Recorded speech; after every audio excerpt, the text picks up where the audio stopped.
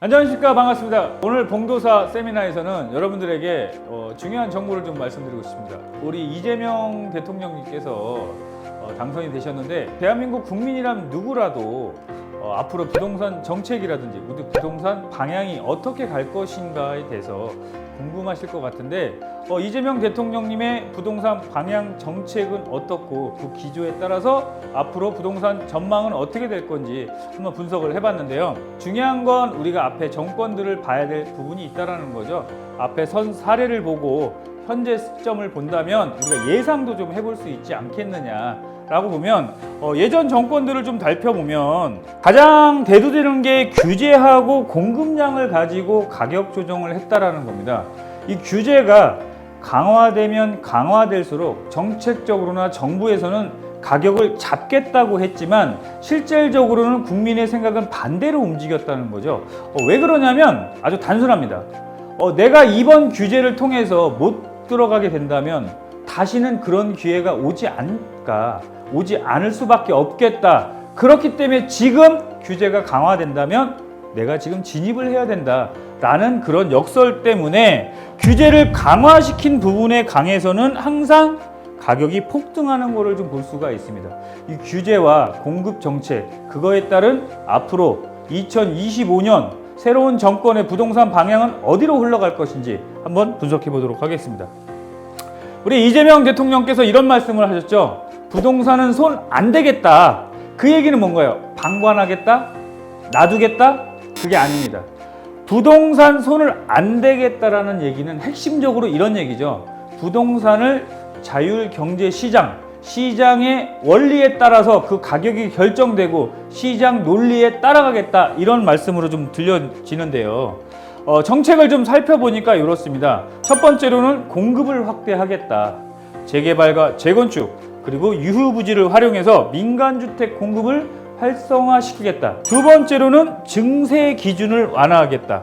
단편으로 얘기하면 세금을 강화시키겠다가 아닙니다.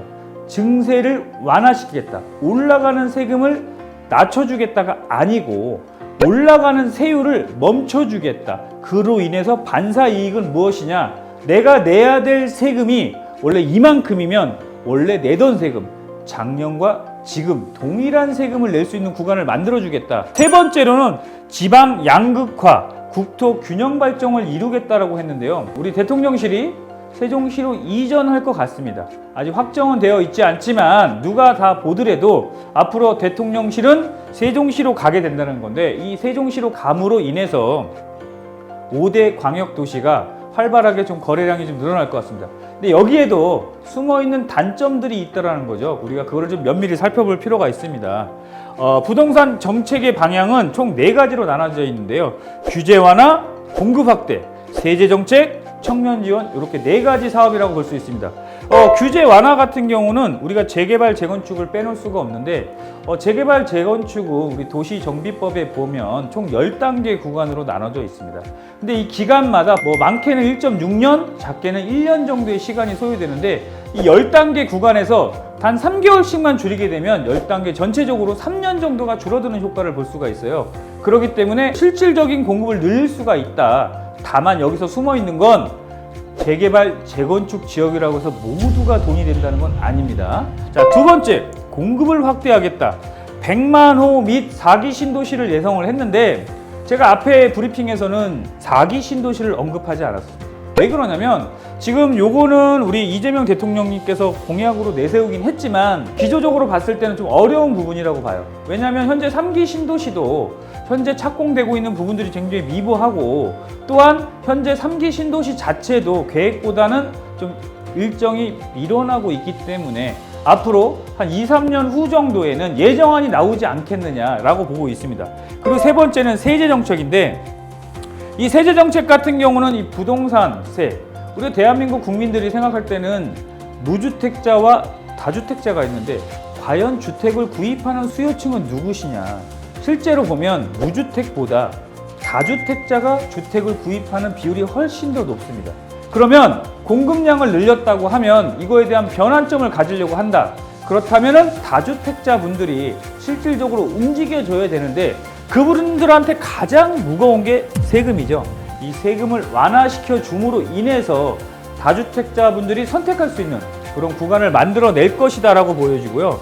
우리 양도소득세, 문재인 대통령 때 양도소득세 중과라는 제도가 만들어졌는데 이거는 실제로 겪어보지 않은 사람들은 잘 몰라요. 지금 현재 정권이 민주당으로 되어 있습니다.